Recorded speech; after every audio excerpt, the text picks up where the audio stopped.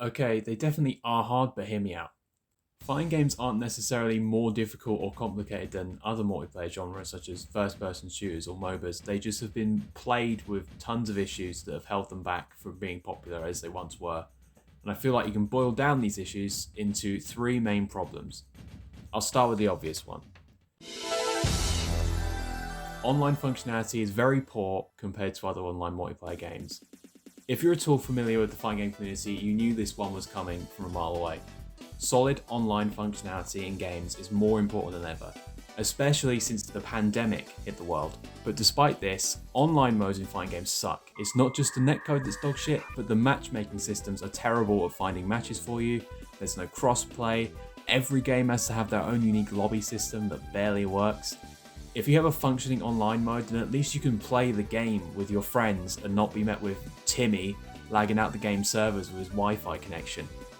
It's untenable when every other game has basically perfected online multiplayer at this point, whilst fighting games are still acting like we're in the 90s. A great example for bad online in a fighting game is, funnily enough, the best-selling fighting game of all time, Smash Bros. Ultimate. Let's see, we have horribly laggy matches with a bare minimum of 10 frames or a sixth of a second of input lag, even on the best connections. You have preferred rules to decide your game mode instead of picking it from a list like every other game. You basically just ask the game very nicely to put you in a 3-stock match and hope it doesn't give you a 1-stock 3-minute match with items on. You couldn't change the rules for a lobby you made whilst you were in it until 3 years after the game's release. Before, you had to restart the lobby over again if you wanted a different rule set. There's no chat of any kind without using a stupid phone app. All you get apart from that are vague preset messages in arenas, and that's about it. Every time you win or lose, you can see your MMR go up and down, and there's no way to turn it off because it determines whether you're in ranked mode or not. Yes, there's no separate ranked mode in Smash Ultimate. It's all just quick play, and because it's so easy to cheese the system with preferred rules, it causes a lot of frustration amongst players. You also can't change characters in quick play without backing out of the queue, so if you want to play against the same player in quick play with a different character, then you're out of luck. Smash Ultimate's online is borderline dysfunctional, and it's a game made by a billion-dollar company. And even though the online systems in a lot of fighting games have come a long way in the past 5 years, they still have basic issues like these that should ensure a game's death. I won't go much more into detail than this because, quite honestly, this topic has been talked about to death by people who know way more about it than I do. If you're interested in hearing more, I have some good videos about the topic in the description that will get you up to speed. Game mechanics are very rarely explained or shown to the player in an intuitive way. Fighting games are often described by casual players as button mashy, generally because the most casual players are just hitting buttons and don't really know what's going on, but why don't they? The genre is notoriously bad at explaining its mechanics to the player in any way that isn't just raw text in a tutorial. I'm going to need a bit of an example to explain this one, so here is Tekken 7, considered to be one of the more difficult fighting games to get into.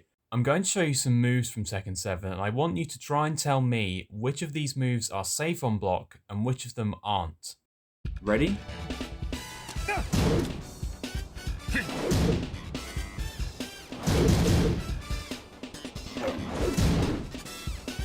Can you tell? Well, the answer is that all of them are safe, but you would probably have to know that beforehand because there's little to no visual indicator for anything like that. Fighting games are riddled with stuff like this. Knowing what moves are easy to punish and which ones aren't is basic information that every player should be able to understand as easily as possible. They shouldn't have to read through a Google Excel sheet to see the frame numbers for every move. Fighting games for the most part have a real lack of visual clarity when it comes to its basic concepts, which doesn't help when people are trying to get into them. This is a hard problem to fix because a lot of these concepts, although basic to the genre, are abstract. They're not as easy to understand at a glance as headshots doing more damage in an FPS, for example. However, you can at least allude to them with visuals and audio. You could have distinct effects for counter hits and even more crazy effects for counter hits with different properties to their moves on regular hits. To be fair, this isn't so much of an issue that has never been tackled before, but more of something that needs refining heavily if the genre wants to become more relevant. Because why would people get into fighting games if they can't understand what's going on? Some people will say better tutorials are in order for this, but other multiplayer games have found more fun ways to teach their players the mechanics through other intuitive means, which leads perfectly into my final point. Lack of single player content and content in general. Fighting games at their core are video games. It says so right in their name. And all games at their core are supposed to be designed to be as fun as possible. A good way to draw out the fun of a game is to have many different game modes for the player to interact with. FPS games like COD have a single player story mode and a plethora of multiplayer modes. Rocket League has a basketball mode and a mode with items, as well as the standard offering of football with rocket cars. Even battle royales like Fortnite have tons to offer that allow you to learn the game's mechanics in different scenarios. So what does your average fighting game have to offer in terms of game modes? Well, you have Versus mode, which is the main game mode and draw of the game. You have Arcade mode, where you fight different AI-controlled characters in a gauntlet. You have Training mode, which allows you to practice your skills and blab out specific situations. And that's it. You could stretch it and include online mode in that list, but even if they didn't have all the issues I'd laid out before, using online play as a unique selling point in 2022 is a bit lame, considering we've been able to play games over the internet for like 2 decades now.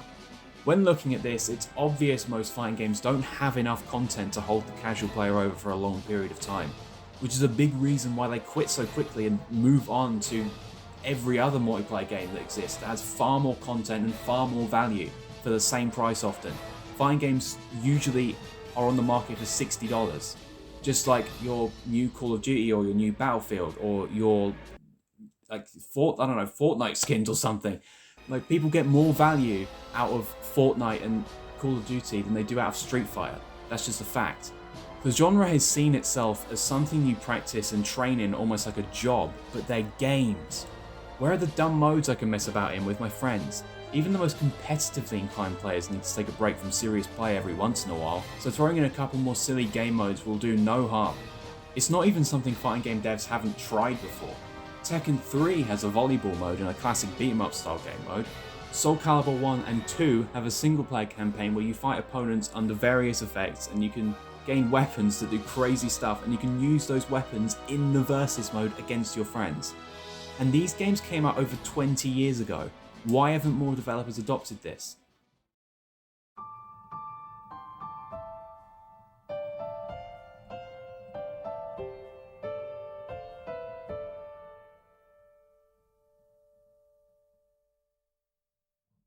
It feels like the genre as a whole is stuck in the 1990s in terms of development, almost like Capcom made Street Fighter 2, it became the biggest game in the world, and because of that, every company, including Capcom themselves, just gave the same offering over and over again, whilst every other genre of multiplayer game continually evolved.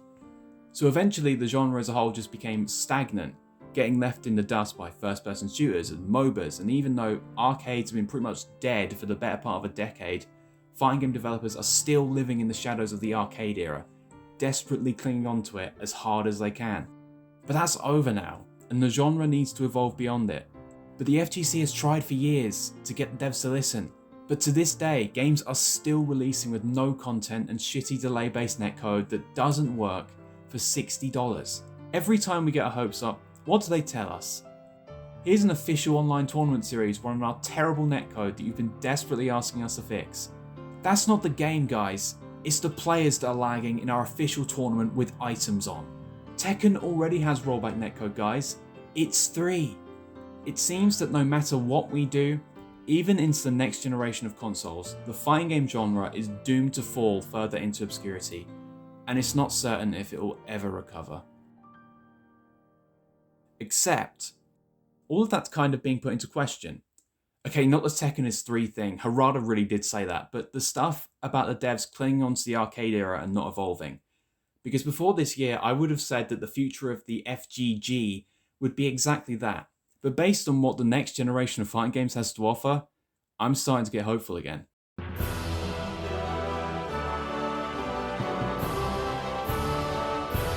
Online modes.